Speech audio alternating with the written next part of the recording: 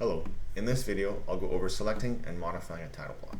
So on the project setup AutoCAD page, on the title block section, this is where I can choose a drawing type, and I can choose a different title block for each drawing type. So if I have a different size or a different format or something, I can do that.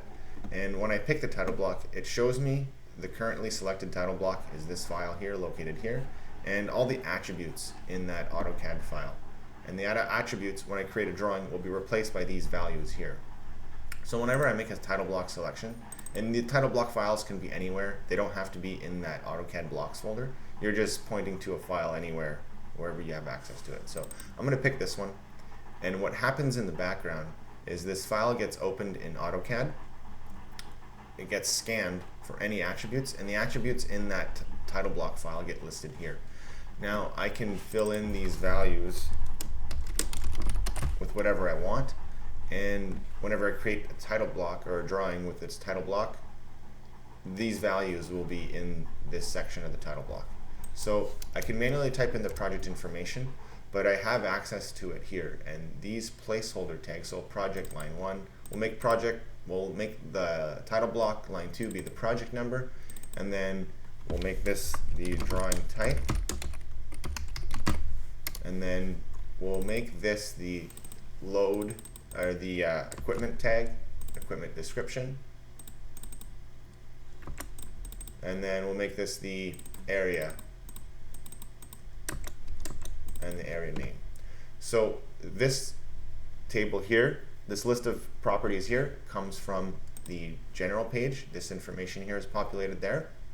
So if I change it here, I don't have to change it here. And same with these. These are from the MCC I would select, or the switchgear I would select. These values get replaced with the actual equipment's values. And I can go for drawing number, I'll select drawing number, revision number, we'll make this Rev A, and then drawn by, I can make this by me. And then these properties are from the user account that's currently logged in. And then I can go drawn by date, and then drawn by me again. And then I can go to the CAD file. I can say drawing number .dwg, and then for the rev, this is Rev A, and then again just my initials. So I've modified this title block. It's saved. It's automatically saved for me. So I can go ahead and create a single line. I'll just create this one here, small one that's nice and quick.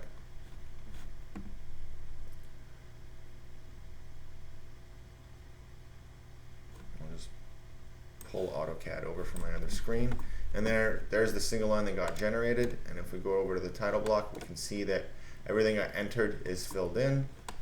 My first initial, last name is filled in, and over in the Rev block I have my